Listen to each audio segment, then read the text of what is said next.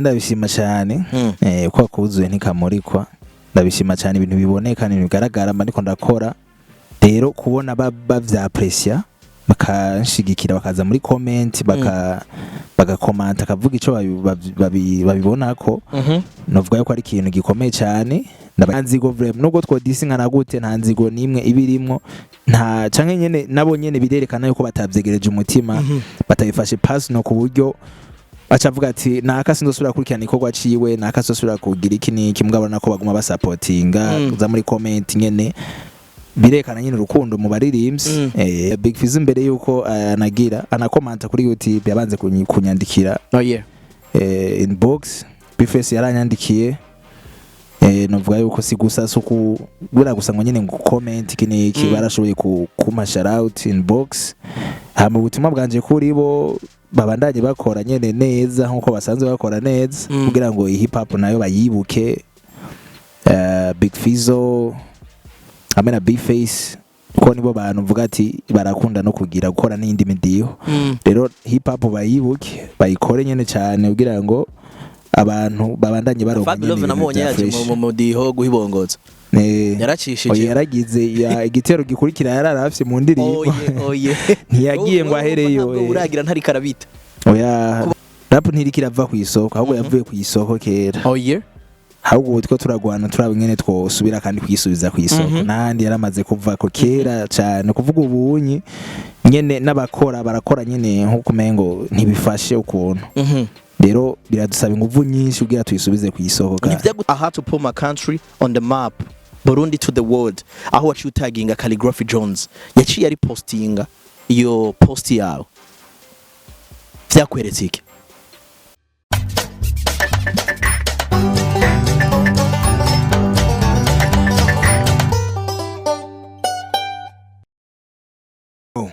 GQ nigga with the rap state gang yo got a call from a manager what's up nigga is you well we fucking your shit in Belgium your name is running everywhere we waiting for you Mr. Messenger to do some cartel say lace my manager just say hello to Adele I had this beat for the first time my brain started getting horny ready to fuck the rap scene let us come in Mr. Joni shout out the OG Khaligraph to inspire my journey and for those who doubt me let me just give them warning I ain't just a normal rapster I'm a motherfucking avatar I can bet it the warrior earth and the fire in real life and every character bending the waters the way I got us spit lyrics on the beat bending the airs the way I dare to run faster without a breathe bending the earth nobody said the reason that nobody wanna be for bending the fight till they retire will never ever stop or bring it the heat shout out to Fizzo by the way this beat got me insane let me hurry up and then show the world what I can the roast I can like X but the hand can't that's cause nowadays when niggas get pregnant GQ nigga Yes sir ni GQ niga reka ndaguhikaza nshuti mukunzi w'ibigano bicano kuri The Real TV show nkondana naguhe mwaramutse canke mwiriwe bivanye naho kurikiranye isana mu gihe cyuherereye nkuko sanzwe ubizi ni the one and only kuzana bitandukanye abatandukanye ahatandukanye nko kuri kuribona rero ndi kumwe n'umwe mu ba rappers bameze neza cyane mwakino gibona yuko ari karifatira imitima y'abagiye batandukanye kubijanye nuko akiri muto ariko kandi akora ibiremere yitwa GQ niga ni umwe mu batwaye agashimwe ka isanamu meje nanje ndaririmba abona yuko ono musore kuva twaye ko gashimwe akomeza kwemeza ari umwe mu babaye mw'iryo higanwa ubona yuko agerageza kuboneka kurusha abandi naho harimo bakeyi bagikomeza kwerekana ibikorwa byabo ariko kandi GQ niga no umwe mu bo tumaze gukorana hano mwaragiye murayibona ikiganiro twakoze ubwa mbere ariko kandi ndagusaba gukora subscribe kugira ngo ube umwe mu banyamuryango babana natwe kuva ku ntango ya kino kiganiro gushika ku mpera uraza kumenya byinshi na kimwe mu bikorwa amaze kurekura ubu bwa vuba n'ivyo ategekanya n'igituma yahisemwo iyo ndirimbo ko bazi title y'indirimbo nibaze yuko bayizi muri Kenya hariya kwa Khaligraph Jones ariko kandi yashoboye gukora iyo yise remix canke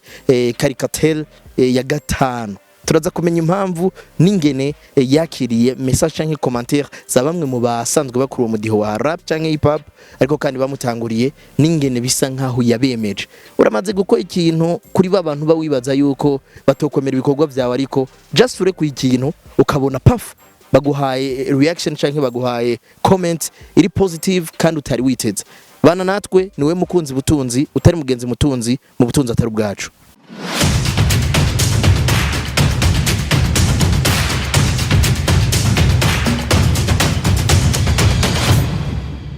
nshuti mukunzi butunzi nkuko nabikubwiye hari babandi rero batubwira bati ibiganiro mukora ibiganiro bimeze neza ariko mwakino gihe muratunyoteza ariko twarababwiye yuko atari twebwe burya ngo utigaba ntigaburira yamara kandi nayo babwiye yuko amagara atari yifashe neza ku mpande ya team The Real TV Show canke staff yose ayamara kandi murabizi yuko nibijanye n'ibikoresho turagerageza guca hirya nino kugira ngo turabe ingene twabashikiriza ibintu bimeze neza cyane yamara mudushigikiye cyane gutwe natwe tukaronka ibikoresho bikwiye hamwe mudasubira kunyoterwa n'ibiganiro byacu rero nkuko nabikubwiye ndi kumwe na GQ Niga usanzwe ari umurapa mwa kino gihe agezweho kandi akiri moto ngo afise 23 ariko kandi ngo akora ibiremereye cyane nikaze cyane kuri The Real TV Show na cyane cyane katari rya mbere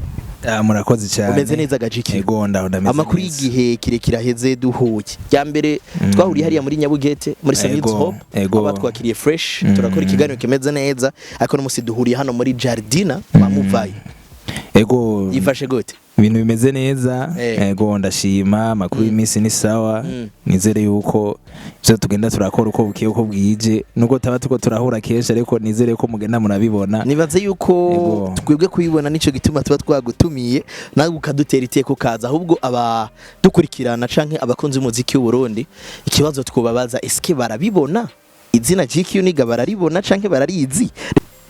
Nobody did what I just did. The money get to this case. If I every little P, this is what it is. Coming to you, go with a couple of knives. You know we agreed to don't eat. There's nowhere to woman. The death of the I've got a question indeed. That it's not evil. I was bypassed. We really survive. What I do to this beat, they can even do the half. My inspiration materials like I come from afterlife. Nacho mazuki fine. Nimekubalisha hadi wafu. Nimechana sana. Haya basi acha nende kubafu. Hey, yo, my people from Dar es Salaam, Nairobi to Kampala. It's all love. We gotta get no wahala. I wouldn't done yet, but you know the time is more like you are not rocking with the best rapper from Bujumbura. Icyo kibazo twifuza yuko batwishyura nimba ubibona ubikurikirana uherereye hehe rero nshuti mukunzi nibaza yuko wamaze kubibona nk'uko twabitanguye yaduhaye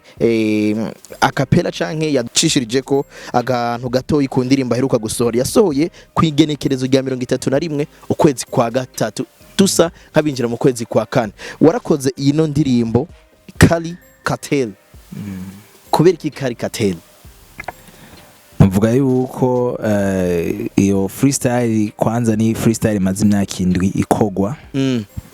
n'umuraperi w'icamamare Khaligraph Jones guhera kuri Khaligraph ya mbere ya kabiri ya gatatu ya kane kugeza n'ubu dufise ku ya gatanu ndazikurikirana nyene nk'usanzwe akurikirana nyene hip hop muri rusangi nk'umukunzi wa hip hop ndazikurikirana nyene bisanzwe ariko nta cyumviro nari bwagire cyo ku umunsi umwe nzoyikora ko nzogira ico ndayikoze ko je nabibona nyene uko bisanzwe hama Khaligraph ya gatanu imaze gusohoka byari biri different ku zindi bivaye no kuntu baciye gutanga beat baratanze beat uwo producer yayikoze Khaligraph yaramupostinze ariko rekana ukuntu yayimakinze hama caption acashira akavuga ati reka ino beat tuitange hama wumva yo shobora gukora neza gusumba uko twe twakoze ayikorereko yego hama none nabibonye mugasi nabaye interesse n'ubundi nagumye nyene nipoye yene tu bisanzwe hama niko guca mbona umubosi wanje ndamita umubosi wanje ko asanzwe ari ihasa y'umubosi wanje usanzwe arongoye isanamu baravukana niwe yaciye mbona nyandikira nkuko nabivuze muri ya ndirimbo ati got a call from my manager what's up nigga is you well ibintu nk'ivyo rero anyandikiye arandungikira link y'ijya beat arambwira ati navuganye n'umuproducer akoze no beat niko ndamubaza igituma atamurundi twigeze tubona muri Khaligraph nkuko tubona hatumye abandi mu bindi bihugu tivyo byagenze gute niko gucaro nkisho avuga ati twe ntabo tuzi ntabo tubona bari kuri ubwo gwego dushobora gutumira ko ngaha ho cyagete turafise umuntu ino turafise umuntu abizi abishoboye ashobora kugira neza kuri yo beat niko cyambwira ati yimuhe yo beat akora twemeze turabe niko byagenze rero beat maze kuyironka fata time ndandika ya mirongo yose mwabonye hama just ndayikora barindira yuko nshobora gushutinga amasanamu nawe ndayakora nyene igihuti ko dusaba ko tunyarutsa hama niko kuca ije hanze nuko story yose yagenze kubijana no gukora Khaligraph yego hari abumvisemwo ijwi rya Khaligraph Jones bacha bibaza bati peut-être bo baravuganye peut-être yaramusavye beat umaze kuronka beat warufise uruhusha ruvuye ku wakoze beat canke ku waririmbiye kuri beat?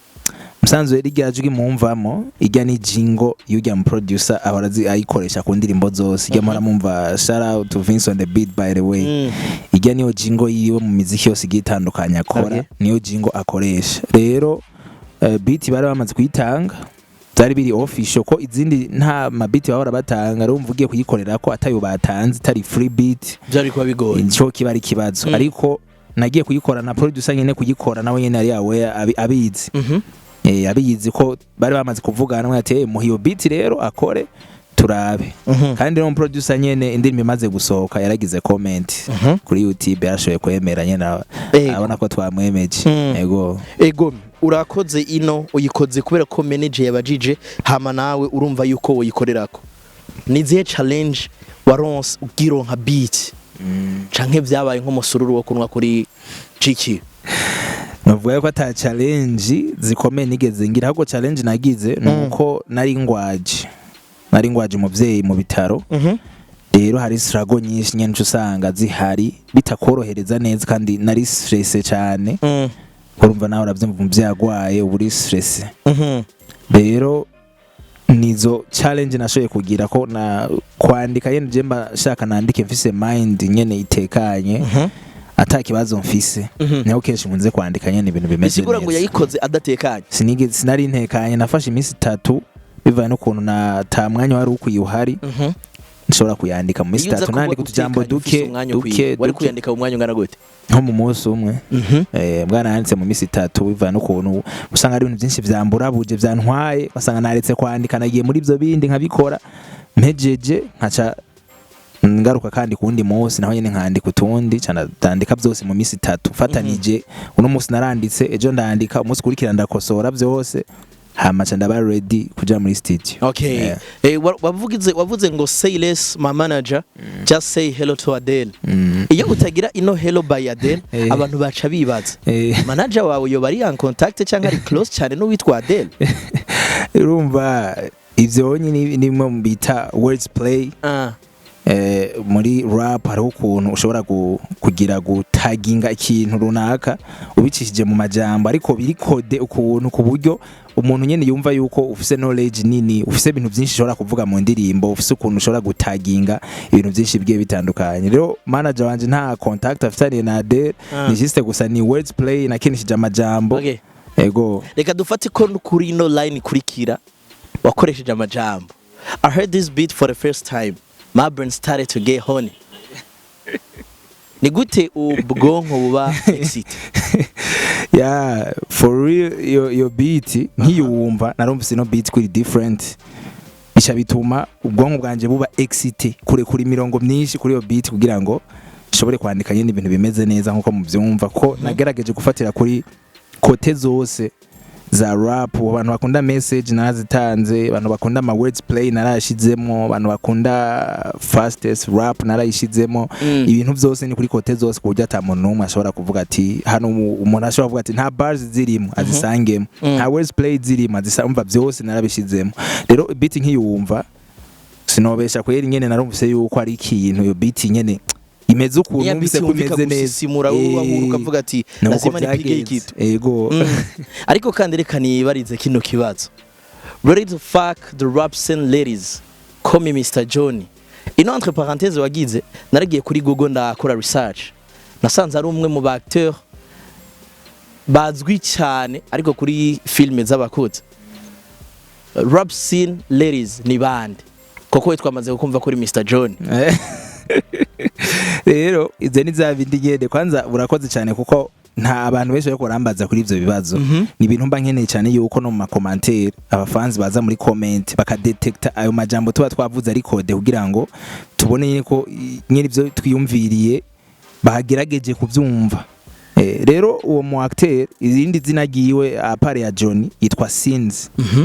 Hama nanjye ready to fuck the rap scene. Numva ko ariho similarity hagati ya scene ya scene na scenes. Rero urumva iyo entre parenthèse nayishizeko kugira nyene shobore gufasha abantu kuvyumva ntayishizeko byasaba yuko umuntu ariko arumviriza wenyene aca byiha ace yimagina Okay. ladies call me Mr. Johnny aca afata irya John arabe n'irya scene acabona yuko ariho coincidence y'izina ry'umuntu navuzemo runaka rero kuvuga ngo ni you ready to fuck the rap scene, but yeah. ladies Yeah. call you Mr. Johnny. Yeah. No kuvuga uwo murongo. Ufate kari abakobwa muri rap cyangwa ari abakobwa en general. Oya iyo Abo ni bakwita Mr. Johnny. ni metaphor. Ni metaphor. Okay. Yeah, ni metaphor ugira shore kugira gukombina umumvirije umurongo wa mbere uvuga ati my brain started to get horny. Hamkacha wumva biza gukurikira mu ready to fuck the rap scene. Ladies call me Mr. Johnny. Urumva ko bimakinga sense yo 200 urumva amako ndafatanya kugira ngo utatahuye neza umurongo ukurikira ucu utahura ico nashatse kuvuga. Oh yeah. Yeah, rero mvuze ati ladies call me Mr. Johnny ni moyen yo gufatanya ya scene ya rap scene na ya Johnny ariko kandi bivuze yuko ndi ready nyene nkuko nabivuze to fuck the rap scene. Yeah. Okay. Waranditse ngo shout out to the OG calligraphy muri entre parenthèses to inspire my journey. No kuvuga ngo hari byinshi wize kuri Khaligraph Jones. Yeah, of gute course. yinspire Absolutely. yo journey urugendo rwawe yagwenspire gute? Ukuntu yanyenspiye ko ndakunze gukurikirana baraperi benshi bagiye batandukaye nawe nyene harimo mu bo nkurikirana numviriza cyane. Ndaraba ukuntu ashobora kumaintaininga gukora rap. Wana ari muri Kenya arazwi muri Kenya ego barumva cyane icongereza ariko kurapa cyane icongereza kuriwe bimuha amasoko yo handi bimuha abandi ba fans bo hanze ya Kenya. Akaba ari mu atadreaminga gusa ko umuraperi wo muri East Africa gusa. Naje naca ndabati ego mu Burundi barahari bumva icongereza ariko ndakiririmbye cyane birashobora kunyugurira ibindi miryango yo hanze bigatuma maintaininga kuba ntari umuraperi gusa wo mu Burundi gusa. Rero nukuntu aririmba ukuntu yandika ni ibintu nyene bingyohera cyane binyenspira. Okay. Ain't just a normal rap star, I'm a motherfucking avatar. I can bend the water, air, earth and the fire. In real life, not a character. Yeah. What does it mean? Beshi barazi movie ya Avatar. Ego. Rero je ni considera nka Avatar kuko nagiye gusanga afise muri rap ibintu abandi badafise. Oh yeah. Ku buryo nshobora gufatanya ivyo bintu byose nkashobora gutuma rap igira kandi kanovera. Rero naciye breaking down ku mirongo ikurikira ivyo nariko ndavugaho kubera umuntu ashobora kumva ati bending a water air earth and the fire tizo ntibiboneka naciye mvuga ati apana muri movie character avuze yuko atari ntashobora kubikora gusa muri movie si juste mu caractère ahubwo ego muri real life cyane ja musi ndabisigura ati bending the water is the way I gotta spit lyrics on the beat. Bending the air is the way I dare to rap faster without a breathe. Bending the earth, nobody's safe, is the reason that nobody wanna beef. Bending the fire till the day I retire, I will never ever stop bringing the heat. Rero bisiguye ati mvuze ati ko nshobora gukontrola amazi, umuyaga, umuriro n'ubutaka. Bisigura yuko hariho byinshi nshoboye basi ndi versatile mu muziki ndashobora gukora ibintu byinshi at the same time. Kandi ntabona ku bandi. That's why ni consider nk'umu avatar. Yeah. Ni giki kintu wibona ko abandi utababona ko donc abandi ba rappeur badafise mu Burundi kuko bavuze ati nibona ko ikintu abandi badafise. Ibihe bintu GQ ibona ko abandi badafise. Novuga yuko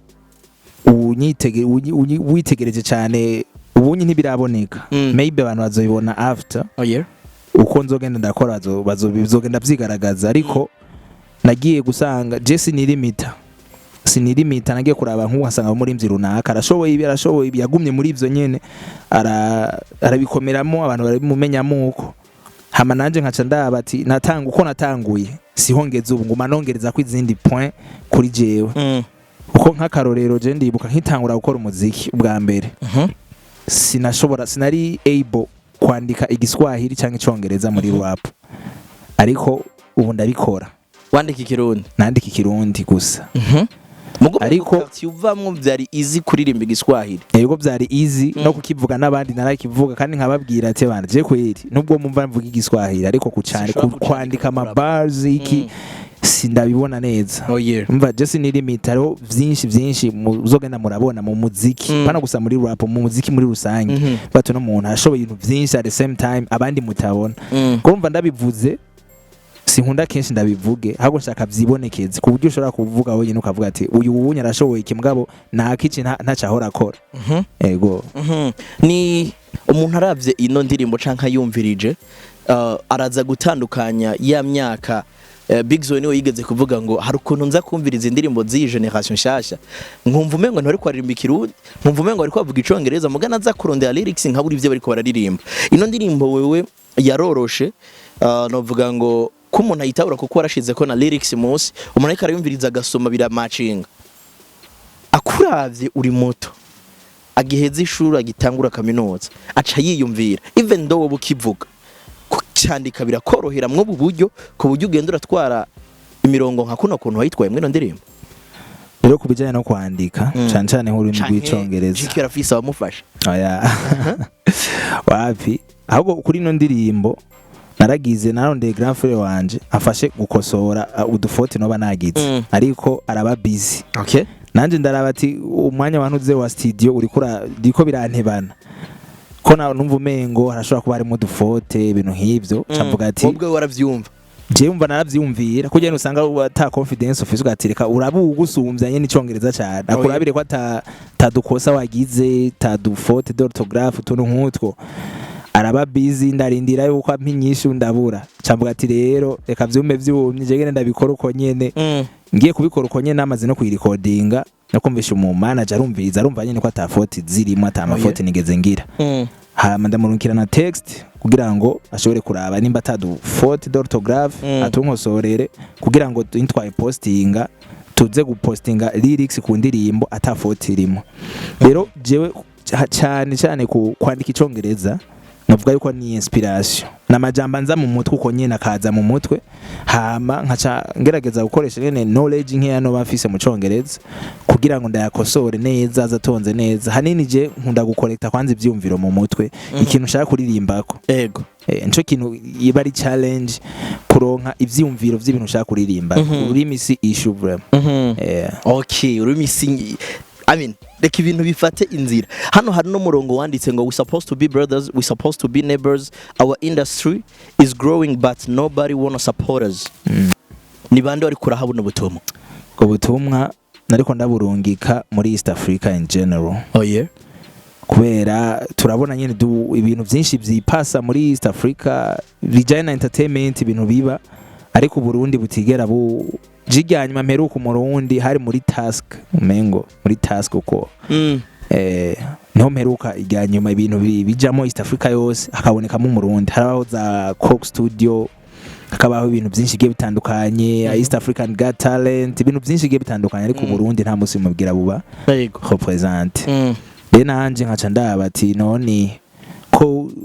tu nyene biboneka ko mengo n'abategetsi bacu yo bahuye biboneka ko mengo turaba brothers turaba neighbors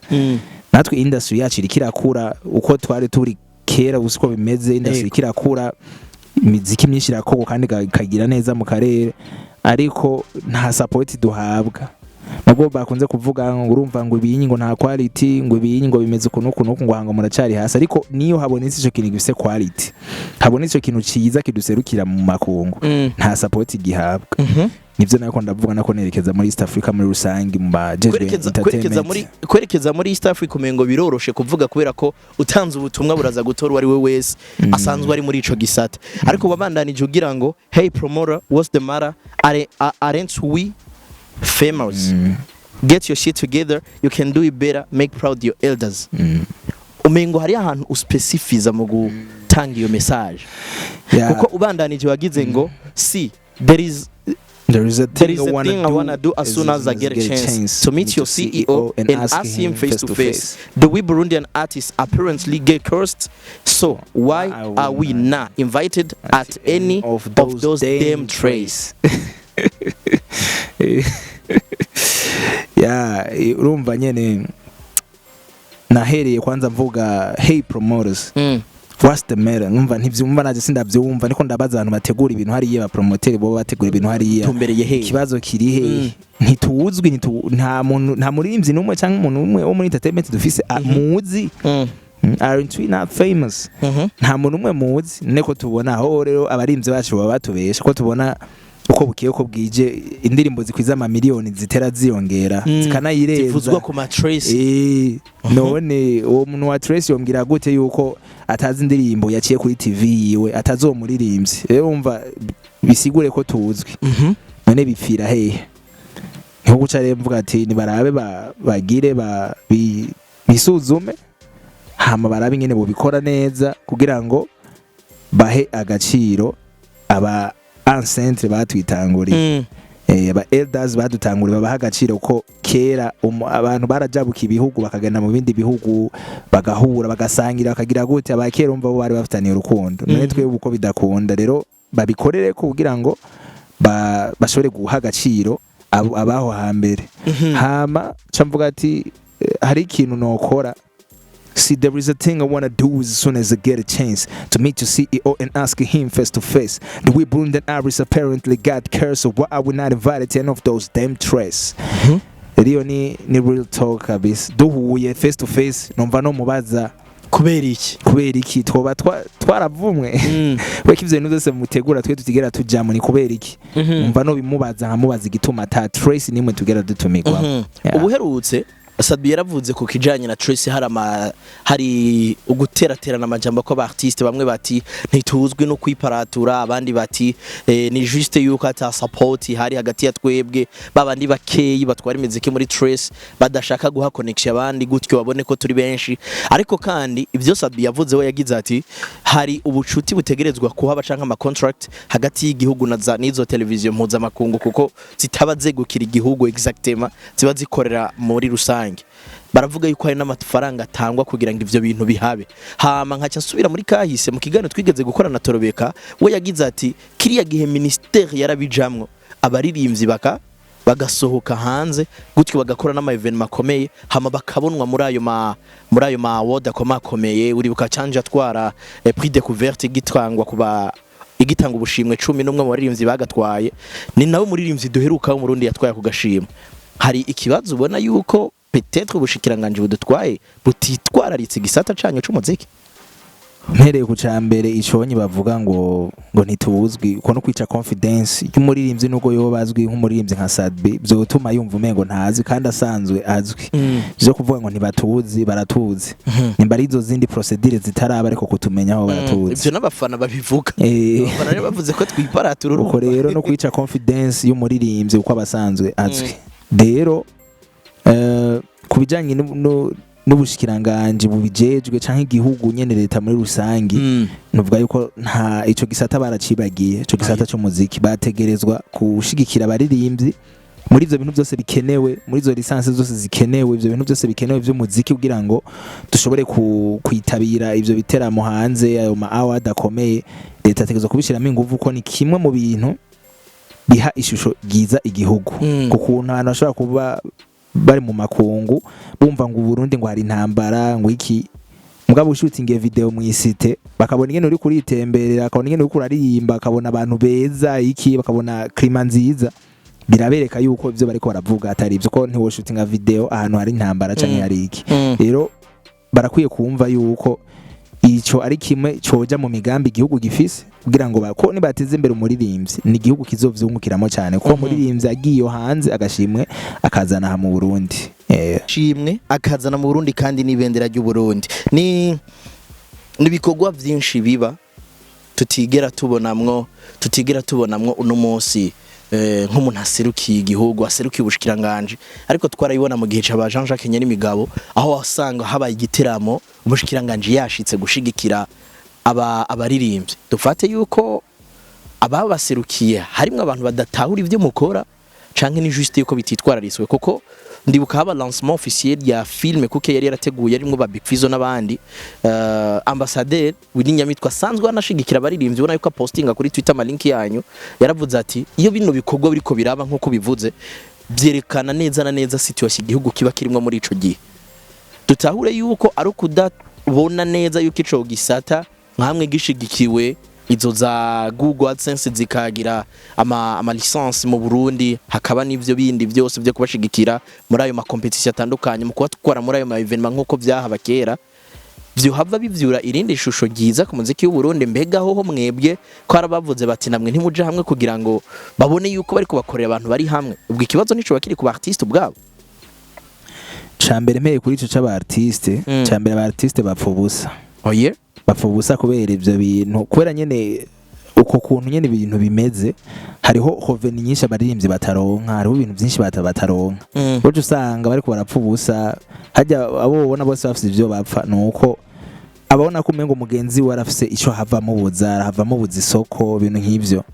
rero mu gihe ivyo bintu byose byotunganywa nabo bafitaniye ikibazo ntivyo hageze ku gikorwa bokora igikorwa cyabazanye kuko ntazi bana zitadakomanya amahembe kuko no mu zindi secteur z'ubuzima bw'igihugu hariho benshi usanga batumvikana rero kumvikana ntibiro obligatoire ariko si byiza ko abantu babyerekwa nyene abantu bane ko bintu nyene hari ikibazo gikomeye canke bituma akazi gahagarara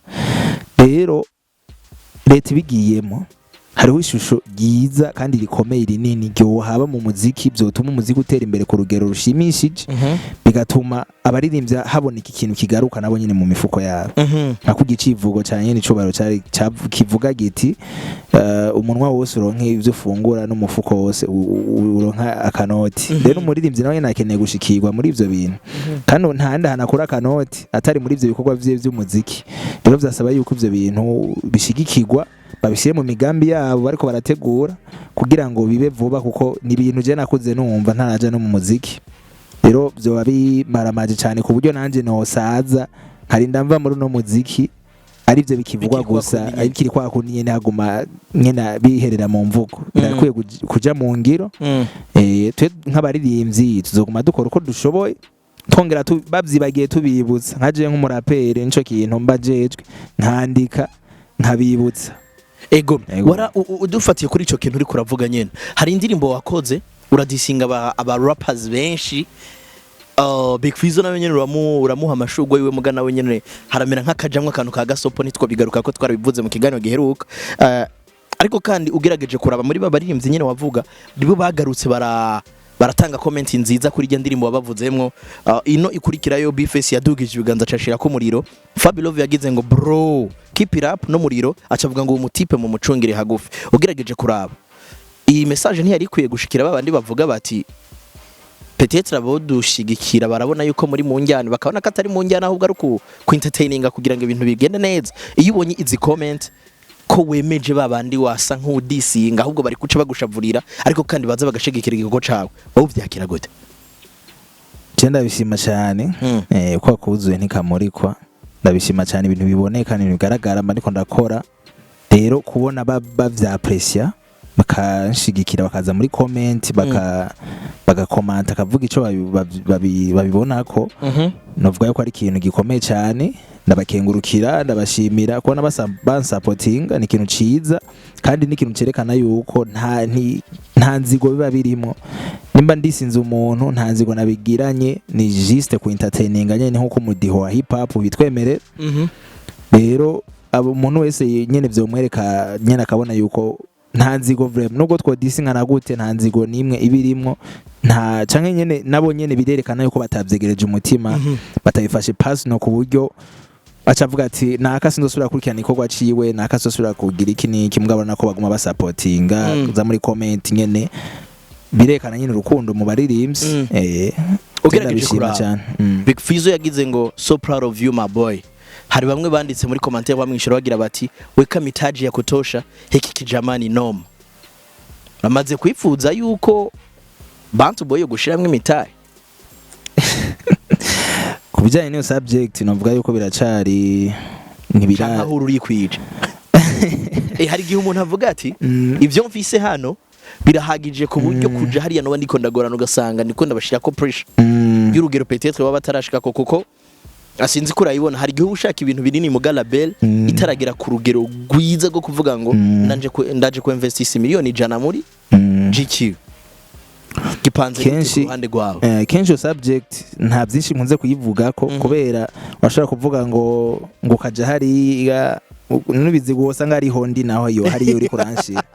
acu usanga hari gihe umufana abantu barabiconfusing ikintu hama yabona kitabaye agaca yibwira ati ebana Big Fizzo njo amebana petit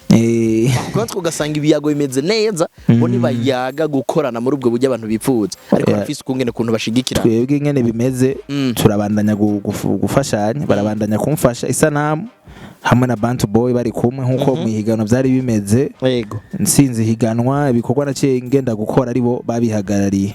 n'ubure niko bimeze novuga yuko ibindi birenzaho byinshi bazobimenya hanyuma yego hari message office kuri Big Fizzo wadasiba gushigikira ibikorwa byawe Bface yanditse hano ndetse na Fabelove ku commentaire nabonye hano hejuru hari message office kuri bo ivuye kuri we atari vyindi byo kuvuga ngo yanditse juste kugira ngo abaraduza gusa hariya muri comment section bibe biraba byinshi message zabo ndazifise nimbere yuko ubutumwa bwa Big Fizzo mbere yuko anagira anakomanta kuri YouTube yabanze kunyandikira inbox Bface yaranyandikiye novuga yuko si gusa suku bura gusa ngo nyene ngo comment kini kibarashoboye kuma shout out inbox hama ubutumwa bwanje kuri bo babandanye bakora nyene neza nkuko basanzwe bakora neza kugira ngo hip hop nayo bayibuke Big Fizzo amena Bface ko nibo bantu mvuga ati barakunda no kugira gukora n'indi midiho rero hip hop bayibuke bayikore nyene cyane kugira ngo abantu babandanye baronka Fabelove namonye yaje mu mudiho guhibongoza yaracishije yaragize igitero gikurikira yararafye mu ndirimbo ntiyagiye ngo ahereyo uragira ntari karabita oya kubavuga yuko rap rikirava ku isoko ahubwo tuzohava tuyibagira mu Burundi nawe niko bibona rap ntirikirava ku isoko ahubwo yavuye ku isoko kera ahubwo two turagwana turaba ingene twosubira kandi kwisubiza ku isoko nandi yaramaze kuva ko kera cyane kuvuga ubunyi nyene n'abakora barakora nyene nko kumengo ntibifashe ukuntu rero biradusaba inguvu nyinshi kugira tuyisubize ku isoko kandi ntivyaguteye ubwo bakuza gukora umudiho twarabonye ko ushoboye yindi midiho ntivyaguteye ubwo bakuza gukora umudiho nawe uri sure bwawe yuko amaze kuva ku isoko kera oya ntabwo babintera ngo birangyohera cyane ko nk'ubu nk'akarorero biragoye nko kuza nko mu gihugu nk'akarorero nko muri Kenya ahantu huzuye abaraperi benshi cyangwa za Tanzania ari ugitangura nguze ngo overtaking abo bantu nk'ivyo baba bamaze gushika ni ikintu kigoye cyane ariko twe ngaha ntibivuze yuko abadafise ivyo bamaze gushika ko canke abantangure batakoze byinshi ariko pour le moment situation ko imeze nabi rero yimeze nabi nanje nyene nka game changer nta kindi kintu mba njejwe atarukuza guhindura ibintu kugira bigende neza rero sinoza guhindura je nk'ubu yaba bimeze neza no ririmba yene nko wigyohera mugabo ubonye kubera mbona nyene ko ari ikintu kimeze nabi niko ndabikora nyene n'umutima wose kugira ngo ndabe ko hobaho changement kandi nuko atoba jewe uwari we wese yoza akora nyine ibintu vyiza ndumva yuko naje no bandi nyuma yiwe no musupportinga cyane kuko nico kintu dukeneye kuvuga ngo tuje kubiri nyene umwe wese nyene ngo yiyemere ku ruhande rwiwe ahubwo harakeneye yuko hip hop twese tuyiduza umwe wese mu ruhande rwiwe ivyo abona ashoboye yokora kugira iduge akabikora kugira ngo turabe yuko umuziki wa hip hop mu Burundi wasubira kugira iteka wamanye yego hano uno Chid Flavor yagize ngo unafaa kuwa ndani ya Cartel 6 bro you killed it ni cifuzo na office koko Khaligraph ntigera ririmba ino ntuze yafashe nk'amasezo ari wenyene ibirimwe aba rappers benshi uramaze kugira icifuzo canke indoto yo kwicaramo muri bajya ba rapper baba bari hajya nawe werekana ubushobozi bwabo muri bo koko urazi indirimbo ikozwe n'abantu benshi especially bakora umudiho umwe hariho bya bindi abafana bavuga ati fulana meua kuzidi fulani barabikwivuriza ndabishima cyane kubona hari ushobora kubona yuko ndabikwiye akabona yuko noshobora guserukira neza igihugu rero je ubwa mbere nyene nabibona nk'ibidashoboka ariko ndamaze kubona yuko bishoboka rero ndafise icizere bigenze neza bigakunda naje no bishima bibaye yego wari usohoye indirimbo warakoze post kwariya kuri story ya IG yawe aho wagize ngo I had to put my country on the map Burundi to the world aho waciye utaginga Khaligraph Jones yaciye ari postinga iyo post yawe vyakweretse iki? byanyeretse yuko atakidashoboka mbana nje nkora cyane byanyeretse ko nanamwemeje ko ntiyari gushobora kuyiripostinga nawe yabigaye ntiyari kuyipostinga narabikunze cyane byarananezereye ko narayipostinze ngende nk'inyuma y'iminota nk'ino ko mbona ripostinze avuga ati kino kintu ikintu gikomeye cyane kuko si uwari wese ashobora no kugira unapostinze ngo nka video bisanzwe kuri Instagram hamukacu mu identify ngo umukolabore ntibinakunda bakwereka ati no content ntibikunda rero n'umuntu ari hard ku reaching si ikintu cyoroshye rero kuba byarakunze nkamushira nka postinga nkashira kuri story nkabona yagize repost byanyeretse yuko nobandanya nkora neza ko n'umutipe nabonye ataraba ibintu bya ngo urafise visibility uri umustar ho nyine muri rya caricature bajya abantu barimo harimo hajya benshi abonsomba n'ababone kuri YouTube ariko kubera talent yabo abona yuko bashoboye arashobora ku approachinga barakorana rero byanyeretse yuko yarampaye ikizere cyo kubona yuko mbananje nkora neza shobora gushikiranye n'ibisumba bijya yego urafise indoto yo kuzokorana na Khaligraph Jones nkomwe yenspirinze kuba inspiration kuri Johnny yawe yego ndayifise kandi ndizera yuko bizokunda yego utegekanya gukora gute kugira ngo ugere ku rugero uvuga ati ndatambutse sindenze step ndageze ku rugero rwo gukorana na Khaligraph? byinshi sino bivuga cyane ariko icyo novuga gusa no kwandika neza cyonyene kwandika neza rap nyene tomoya indi nyene yumva nawe kwikazi nico kintu cyonyene novuga mbwa ibindi byose plans nyene ziba zihari kandi tukazishira no mu bikorwa mbwa bico nobwira abantu no kwandika neza bro nta bindi ntushobora kuvuga ngo ngura utabyuzi ngo ufisa amahera cyangwa ugira ibi nibi oya rap si ibintu babazana amahera kugira ngo bapromote byo guhomekera reka ndakubaze kino hari ama collab wifuza gukora hano muhira imbere yuko ujabuka kurenga impinga kuko umengo bitanguye kuno birashobora kuba biri muri kakana ashobora kubwira ati kijana waweza kuruka Kenya tufanye kazi kolabo nga mu Burundi vraiment nyene zirahari zo nifuza ariko kenshi sinkunda gufatira ku cifuzo cy'uko numva ngo nakango arazwe uko caye ngo nakango bimeze uko kugira ngo dukorane hanini nkunze kuraba indirimbo ku ndirimbo nyine mba nahejeje kwandika avuga ati no ndirimbo nakayo mufitinga hanini ho nkunze gufatira rero sofa barahari maze kuyumvirako rero novuga yuko nyene ntegerezwa kuzikora zo ngaha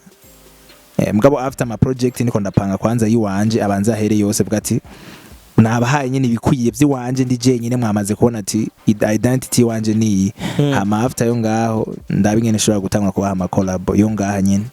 yego hari umuntu yicaye kuri screen ahijije kumva yuko Khaligraph yagize repost ya post yawe aca yiyumvira ati mbega ko ari nka jewe ko nari kuca ndamwandikira muri DM nta cabandanije canke Latipe yaciye aje baca acarabandanya tubabona ko mengo birakwiye. What happened? Ndavuga yuko ntobivuga ko cyane kubijaye n'ivyabandanije ko kenshi kenshi nariravye sanga kenshi yo ntanguye kuvuga ikintu kitaraba hari n'igihe usanga kiciye kitabaye rero ubonye kesi nkunze kuvuga ndarindira nyene inkono yamaze gusha abantu akabariho babona kuri kose tizaba bintu kumbe byagenze uko mwaravuganye kwa apreciar kuvuga ati biti yangu hauja ikosea Ejo izereka tuvyihoze bazobimenya hanyuma yego n'ubuhe butumwa ku ba rappers bandi abo wemera n'abariko baraza bashaka gusohoka mugabo babuze aho basohokera kuko mengo street life ifisa aba rappers benshi cyane street rappers barakaze gose uga ntibararonka aho bamenera n'ubuhe butumwa nkamwe bishitse bakabona ari no sana mu ryabo butumwa ndabafitiye navuga yuko aho bari naje nigeze kuba ndahari n'ubu aho ndi ubu nyaro benshi bahari bategeza kuraba ukuntu ndiko ndakora cyane kugira nabo ikibanza barimo ntibagitesha ubusa kubera hariho benshi bacifuza rero ntibacike intege kandi bareke kuguma barindiriye ngo urumva ngo ndindiriye ngo studio nziza kugira ngo indirimbo ngo ndindiriye video nziza je nari recordinze ni phone ku radio nkuko nkoresheje ku radio kandi yari phone yambasha for the first time. Yari phone yambasha ku radio nyene kuunyi niho nahereye bakabona yino umwete ndabifisemo kandi ukunda bishuhiye iki rero nkwari karabibona hakiya gihe akayibaza yo kumengo ni joke bagire vision ko nari mfise vision sinarindiriye ngurumva ngo manze ngo nje muri studio ngo zikomeye natangure ku du studio twa nta kigenda mpera nyene ku video y'ifone nyine shootinga ni phone nkuko araga freestyle nakoze ndi muri salon salon de coiffure bankamera nyene nkuko ni telefone rero utwo tuntu twose nagenda akora twamviriyemo gushika aho ngeze ubu byatumye abantu bashobora kwa pressure nkaronka nyene support muravuga ati urabishoboye kuko nta muntu azomenya yuko ushoboye utamweretse yuko ushoboye rero abo street rappers aho bari hose niberekane yuko bashoboye ntashobora kubura ubufasha ko twese twaraburonse kandi twavuye hasi nkuko bari hasi nta nahantu henshi turigeza nyene hatari ariko tubandanya tu grinding kugira ngo naho hantu tuze twashika aho twifuza gushika rero ntibacika intege kandi ntibanebwe uko benshi usanga ari abanebwe ngumva ngo je ngo ndindire ngo naronko manager ngo niho nzokora aho bizoba bimunaniye azoguma muri ivyo nyene nta muntu azokuza kukurondera wewe vision yawe wowe nyene yikurikire upambane ntabwo na kimwe kidashoboka reka ndagushimire ku mwanya wawe GQ murakoze cyane ku butumire n'undi munsi nimwantumira nzorenguka turabishimye cyane kandi ndagushimire wadukurikiranye kuva ku munota wa mbere gushika kuri no munota ngiye kukubwirira ko tinaho ubutaha kuko wagiye ntiyagarutse je banyita the real the one and only ibitandukanye